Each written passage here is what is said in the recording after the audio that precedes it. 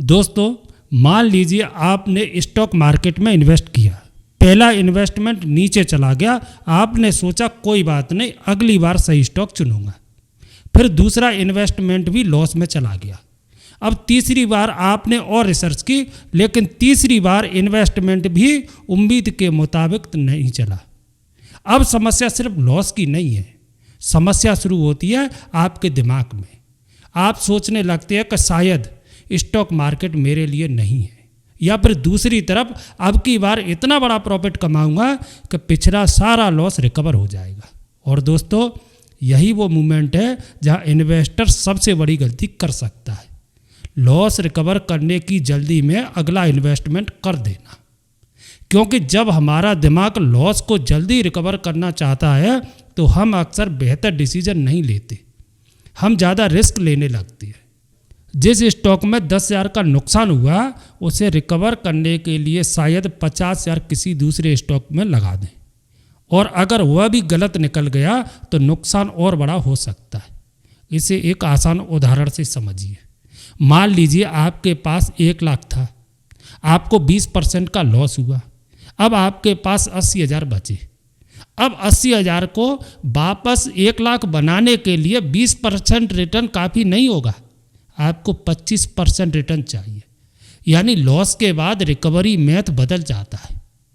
इसलिए लगातार लॉस के बाद सबसे पहला कदम अगला इन्वेस्टमेंट करना नहीं, पहला कदम है रुकना, पॉज करना, इमोशनल को थोड़ा शांत होने देना।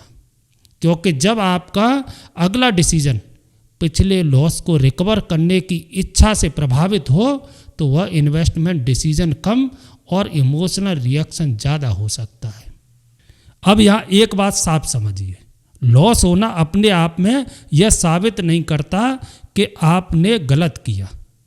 अच्छी कंपनी का स्टॉक भी मार्केट वॉलेटिलिटी के कारण गिर सकता है, लेकिन अगर बार बार लॉस हो रहा है तो यह एक सिग्नल जरूर है कि आपको अपनी प्रोसेस को रिव्यू करना चाहिए। क्या आपने बिना रिसर्च के इन्वेस्ट किया? क्या आपने सिर्फ टिप्स पर भरोसा किया? क्या आपने बहुत ज़्यादा कीमत पर खरीदा? क्या आपने पोर्टफोलियो में ज़रूरत से ज़्यादा कॉन्स्ट्रक्शन रखा? या फिर आपने मार्केट गिरते ही पैनिक सेलिंग कर दी? इन सवालों के जवाब आपके अगले इन्वेस्टमेंट से ज़्यादा महत्वपूर्ण है, क्योंकि अगर गलती का कारण नहीं समझा तो अगला इन्वेस्टमेंट भी उसी गलती को दोहरा सकता है। इसलिए पिछले लॉस को सिर्फ नुकसान मत समझिए, उसे अपनी इन्वेस्टिंग प्रोसेस को समझने का एक मौका मानिए। क्योंकि एक डिसिप्लिन इन्वेस्टर का लक्ष्य हर बार सही होना नहीं है, बल्कि गलत डिसीजन के कारण को समझना और उसे दोबारा दोहराने से बचना है। और यही इस वीडियो का सबसे महत्वपूर्ण सवाल है। अगला इन्वेस्टमेंट करने से पहले आपको अपने पिछले लॉस से क्या सीखना चाहिए, आइए इसे स्टेप बाय स्टेप समझते हैं। दोस्तों, लगातार लॉस के बाद अगला कदम होना चाहिए इन्वेस्टमेंट पोस्टमार्टम। नाम थोड़ा मुश्किल लग सकता है, लेकिन इसका मतलब बहुत आसान है। अपने पिछले इन्वेस्टमेंट को बिना इमोशनल के दोबारा देखिए। सबसे पहले पूछिए, मैंने यह इन्वेस्टमेंट क्यों किया था? क्या आपके पास कोई क्लियर इन्वेस्टमेंट थीसिस थी, या सिर्फ किसी ने कहा था कि यह स्टॉक बहुत ऊपर जाएगा? अगर आपका कारण सिर्फ किसी की रिकमेंडेशन थी तो पहली समस्या स्टॉक में नहीं, प्रोसेस में हो सकती है। दूसरा सवाल, मैंने किस प्राइस पर खरीदा और क्यों? क्या आपने वैल्यूएशन देखी थी? क्या आपको कंपनी की अर्निंग्स और ग्रोथ समझ में आ रही थी? या आपने सिर्फ यह देखा कि स्टॉक पिछले कुछ महीनों में बहुत तेज़ी से बढ़ा है? कई इन्वेस्टर तेज़ी देखकर खरीदते हैं और फिर गिरावट देखकर बेच देते हैं। यह अक्सर एक इमोशनल साइकिल बन जाता है। तीसरा सवाल है, क्या बिजनेस की मूल कहानी बदली है? यह बहुत महत्वपूर्ण है। अगर स्टॉक 25% गिर गया तो सिर्फ प्राइस देखकर यह तय मत कीजिए कि इन्वेस्टमेंट गलत है।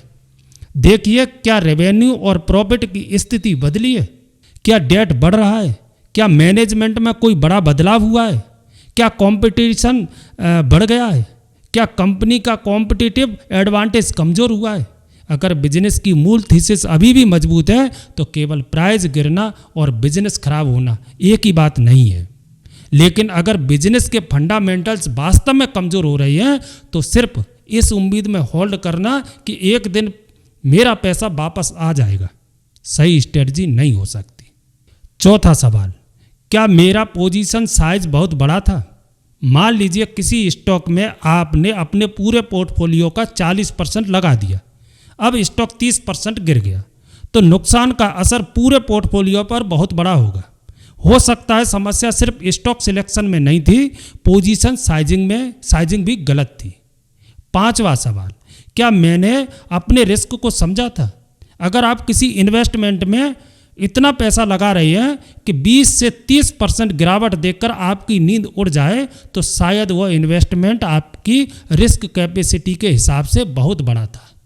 और छठा सवाल, क्या मैंने मार्केट को बीट करने की जल्दी की? कई इन्वेस्टर लगातार कुछ ही महीनों में बड़ा रिटर्न कमाना चाहती हैं, इसीलिए वे high risk stock, hot themes और तेज़ी से बढ़ते हुए स्टॉक के पीछे भागते हैं। फिर जब मार्केट थोड़ा उल्टा चलता है तो लॉस बड़ा हो जाता है। याद रखिए, इन्वेस्टिंग में हर लॉस को तुरंत रिकवर करना जरूरी नहीं है। कभी कभी सबसे अच्छा फाइनेंशियल डिसीजन होता है कुछ समय के लिए कोई नया इन्वेस्टमेंट न करना, क्योंकि आपको मार्केट से ज़्यादा अपनी प्रोसेस को ठीक करना है।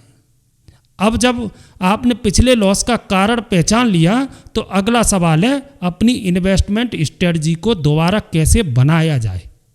यहीं से शुरू होती है रीबिल्ड की प्रोसेस। दोस्तों, लगातार लॉस के बाद आपको अपनी पूरी इन्वेस्टमेंट स्ट्रेटजी फेंकने की ज़रूरत नहीं है, आपको उसे रीबिल्ड करना है। सबसे पहले अपने इन्वेस्टमेंट गोल को दोबारा लिखिए।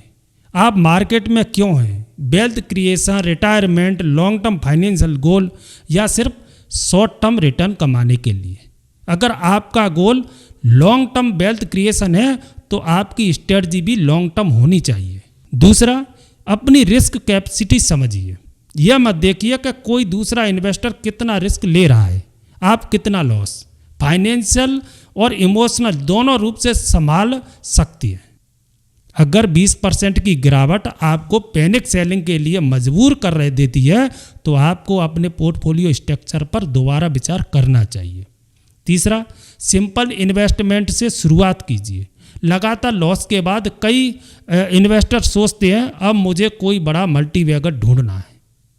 यही सोच फिर से रिस्क बढ़ा सकती है। इसके बजाय पहले अपनी प्रोसेस पर ध्यान दीजिए, बिजनेस समझिए, फाइनेंशियल देखिए, वैल्यूएशन समझिए, रिस्क लिखिए और फिर इन्वेस्टमेंट डिसीजन लीजिए। चौथा, पोजीशन साइज छोटी रखिए, खासकर जब कन्विक्शन पूरी तरह विकसित ना हो। अगर आप किसी कंपनी के बारे में अभी सीख रहे हैं तो शुरुआत में छोटा एलोकेशन आपके लिए बेहतर रिस्क मैनेजमेंट हो सकता है। समय के साथ अगर आपकी रिसर्च और कन्विक्शंस मजबूत होती है तो पोर्टफोलियो एलोकेशन को अपनी स्ट्रेटजी के अनुसार रिव्यू किया जा सकता है।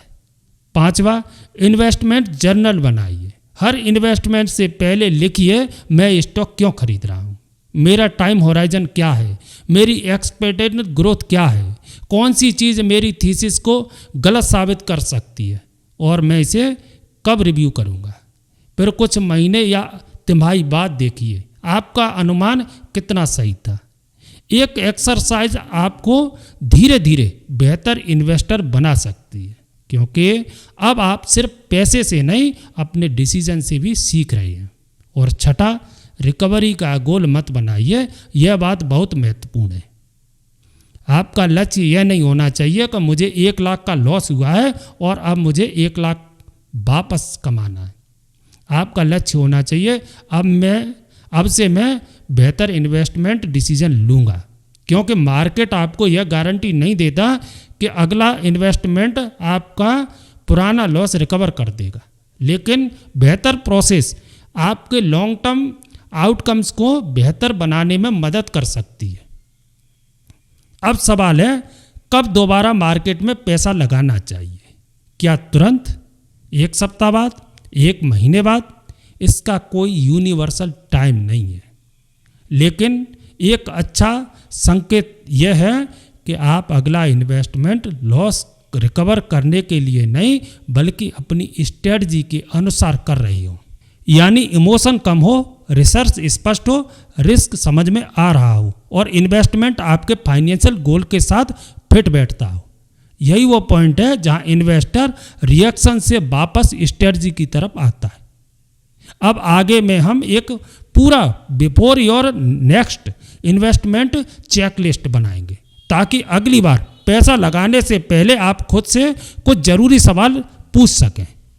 दोस्तों, अब पूरी बात को एक प्रैक्टिकल चेकलिस्ट में बदलते हैं।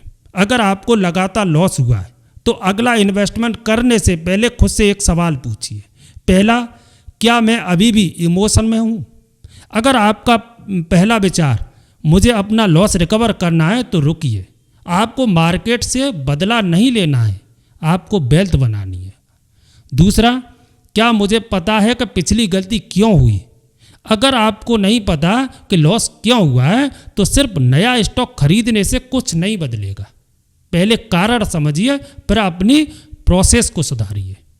तीसरा, क्या मैंने बिजनेस को समझा है? सिर्फ स्टॉक प्राइस देखकर इन्वेस्टमेंट मत कीजिए। Business model, revenue, profit, cash flow, debt management और कॉम्पिटिटिव को समझिए। चौथा, क्या वैल्यूएशन उचित है? अच्छी कंपनी का मतलब यह नहीं है कि उसे किसी भी प्राइस पर खरीदना सही है। प्राइस और वैल्यू के बीच अंतर समझना जरूरी है। पांचवा, इस इन्वेस्टमेंट का मेरे पोर्टफोलियो पर कितना असर होगा? अगर यह इन्वेस्टमेंट 30 से 40% गिर जाए तो क्या आपका पूरा पोर्टफोलियो खतरे में आ जाएगा? अगर हाँ, तो पोजीशन साइज पर दोबारा विचार कीजिए। छठा, मेरा टाइम होराइजन क्या है? अगर आप लॉन्ग टर्म इन्वेस्टर हैं तो शॉर्ट टर्म प्राइस मूवमेंट को देखकर हर दिन फैसला बदलने की ज़रूरत नहीं है। लेकिन अगर आपको जल्दी पैसे की ज़रूरत है तो रिस्क को अलग तरीके से देखना होगा। सातवां, अगर यह इन्वेस्टमेंट गलत हुआ तो मेरा एग्जिट या रिव्यू रूल क्या होगा? यह जरूरी नहीं कि हर इन्वेस्टर के पास एक फिक्स्ड स्टॉप लॉस हो, लेकिन आपको यह जरूर पता होना चाहिए कि कौन सी परिस्थिति में आपकी इन्वेस्टमेंट थीसिस को कमज़ोर या गलत साबित कर सकती है। और आखिरी सवाल, क्या मैं इस इन्वेस्टमेंट को आज भी खरीदता अगर मुझे अपना पुराना लॉस याद ना होता? यह सवाल बहुत पावरफुल है, क्योंकि अगर आपका जवाब सिर्फ हाँ क्योंकि मुझे अपना पैसा वापस चाहिए तो शायद आप इन्वेस्टमेंट नहीं कर रहे हैं, आप रिकवरी का पीछा कर रहे हैं। दोस्तों, लगातार लॉस के बाद मार्केट से बाहर भागना भी जरूरी नहीं है और तुरंत बड़ा रिस्क लेना भी नहीं। सबसे समझदार रास्ता है pose, review, learn, rebuild, invest. आपका पिछला लॉस आपकी पहचान नहीं है, वह सिर्फ एक डेटा पॉइंट है। अगर आपने उससे कुछ नहीं सीखा तो लॉस सिर्फ नुकसान बनकर रह जाएगा। लेकिन अगर आपने उसकी वजह समझ ली, अपनी प्रोसेस सुधारी, रिस्क को बेहतर तरीके से मैनेज करना सीखा, तो वही लॉस आपके लिए एक महंगा लेकिन उपयोगी लेसन बन सकता है। याद रखिए, सक्सेसफुल इन्वेस्टर वह नहीं है जिसे कभी लॉस नहीं होता। सक्सेसफुल इन्वेस्टर वह है जो लॉस के बाद अपनी गलती को समझता है, अपनी स्ट्रेटजी सुधारता है और अगला डिसीजन पहले से बेहतर तरीके से लेने की कोशिश करता है। इसलिए अगली बार जब आपका इन्वेस्टमेंट गिर जाए तुरंत यह मत सोचिए अब कौन सा स्टॉक खरीदकर पैसा वापस लाऊं। पहले खुद से पूछिए मैंने पिछली बार क्या गलत किया था, क्योंकि शायद आपके अगले बड़े रिटर्न की शुरुआत किसी नए स्टॉक को खरीदने से नहीं, अपनी पुरानी गलती को दोबारा न दोहराने से होगी। तो आज के वीडियो में बस इतना ही, मिलते हैं अगले वीडियो में, तब तक के लिए जय हिंद।